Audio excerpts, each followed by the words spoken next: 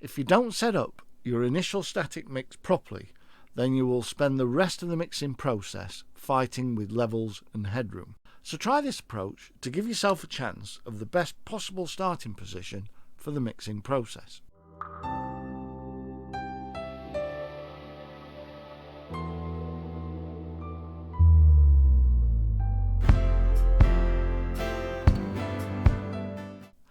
As I've said in previous videos, there are many experienced mixed engineers who have far more experience than mere mortals like you and I would always recommend you go and check out their tutorials. But I think this approach to the static mix or starting mix helps us home studio guys and gals to at least start the mixing process from a solid base. Before we start to do any mixing, I have an instance of Magic AB on the master output. This allows me to load professionally mixed and mastered recordings so that I can do a quick compare between ours and professionally recorded songs. Another reason why I have this on the master fader is, unlike a lot of people, I think it makes sense to do the static mix into mono. This is basically putting everything down the middle and allows you to make sure that everything is actually balanced with everything else before you start to spread the sound field. So it would be easy to start just throwing up faders, maybe with the drums. Get the overheads in, some toms. And then maybe we need some bass. And then we'll bring the guitars up.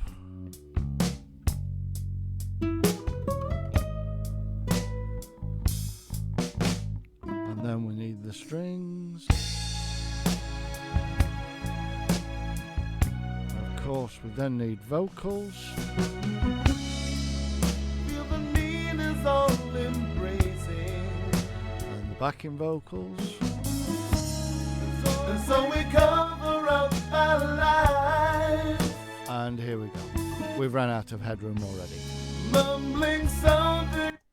So yes, we could, if we wanted to, then select all the faders and pull them all back a bit.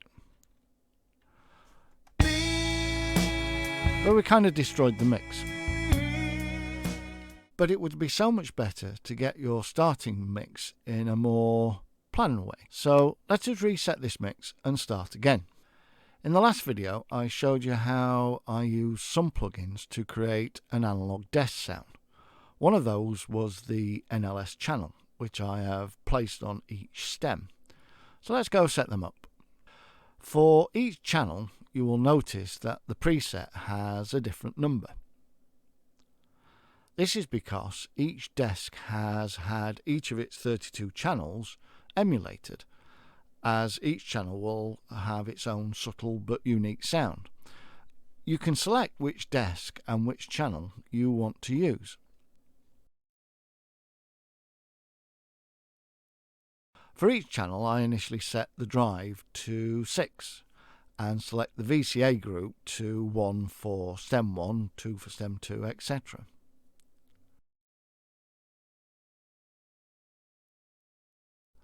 On the submix channel, there is an NLS bus, which I also set the drive to 6. As previously mentioned, I like the SSL desk sound, which is the Spike selection. This is Spike Stent's SSL 4000G. The mic selection is Mike Hedges' EMI 12345 Mark IV desk. And Nevo is Yode Nevo's Neve 5116. You could have a mixture of all these desks on your mix if you wanted. So I could have the drums going through the EMI desk, the vocals, say, through a Neve desk, and the rest through the SSL desk.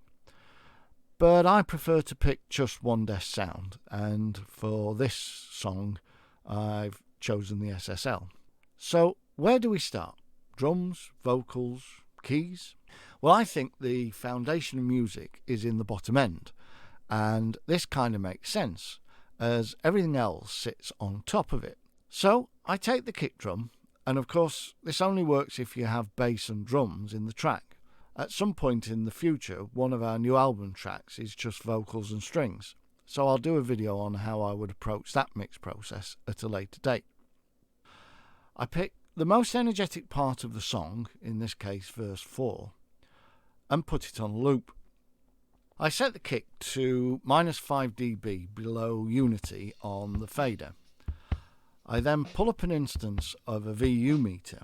Here I'm using the Klanghelm VU meter. On the VU meter, I then increase the input gain until the kick is hitting around -3 dB.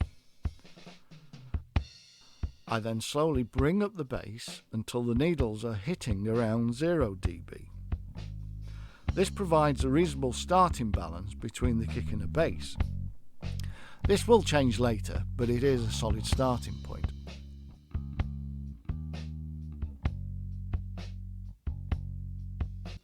Now, most importantly, you must reset the VU meter gain back to 0, otherwise this doesn't work.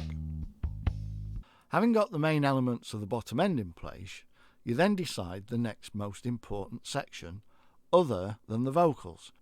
Now I know some would say the vocals are the most important part and you should start with them, but by setting the kick and bass as we have, I'm confident that we will have plenty of headroom for the vocals later.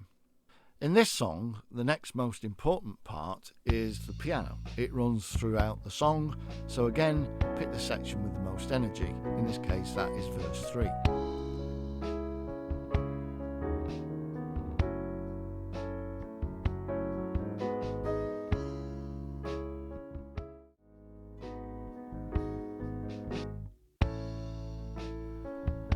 Next will be the guitars.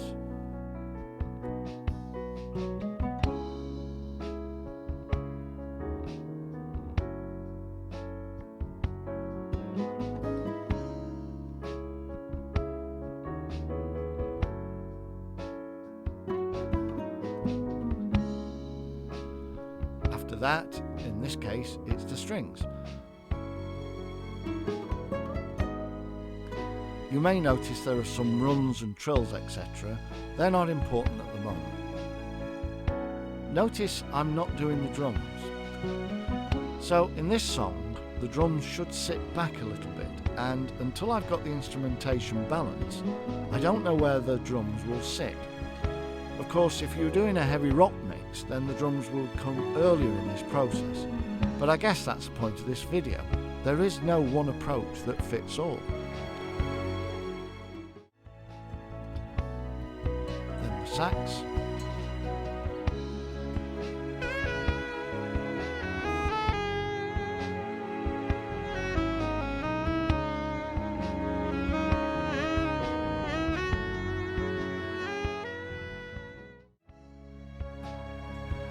And now we can bring the drum sections up to sit where we want them.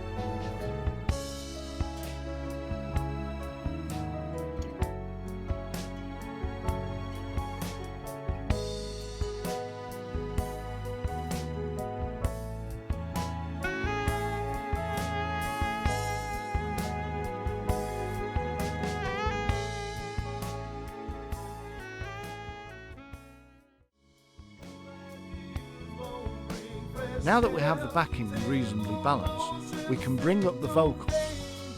You may be surprised, but I like to bring in some of the backing vocals first. Again, this is so we can sit the lead vocals on top.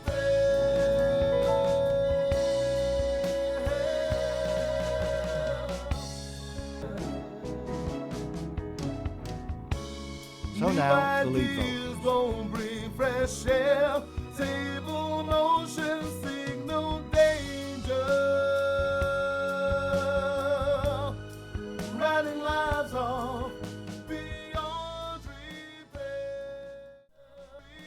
We can then, of course, go and bring up any smaller parts.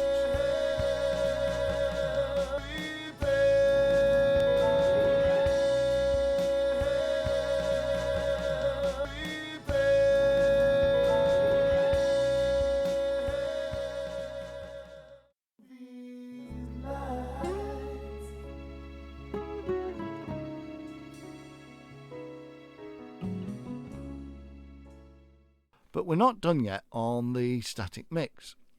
Although we are driving the signal through the NLS channels and the NLS bus, we can now go and try driving the signal a little bit harder to see if the richness of the emulated desks comes through. So for example, it was common to route the bass return from the tape tracks back through the mic input of the desk instead of the line input. This gives it a bit more grit and body, so let's go try that.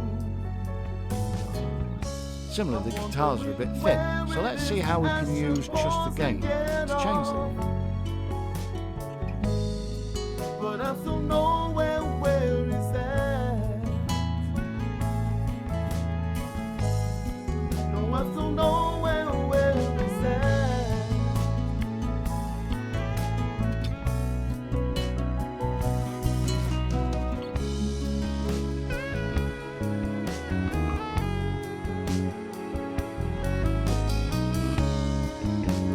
Of course, as we drive the channels, we may need to pull back the signal.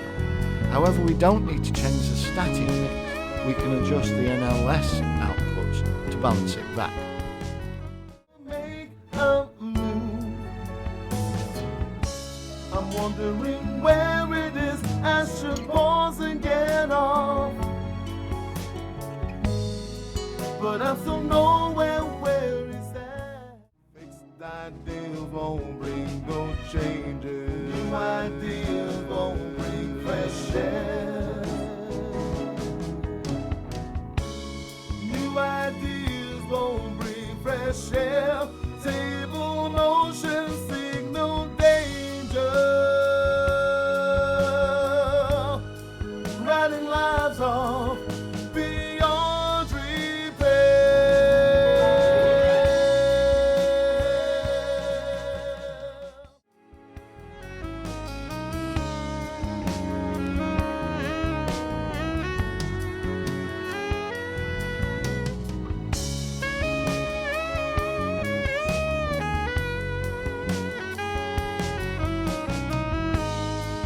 Under the glare of all these lights.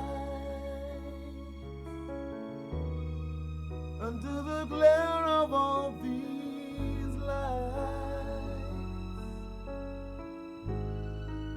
Under the glare of all these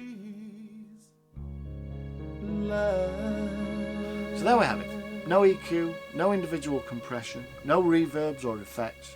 Just by using gain staging and the drive of the NLS channels, we've got a pretty decent starting mix. If you found today's video interesting, please hit that like button. It really does help the channel out. And if you want to follow this mixing process, do remember to hit that subscribe and the notification bell. In the next episode, we will look at reverbs and effects and the philosophy I use in their routing.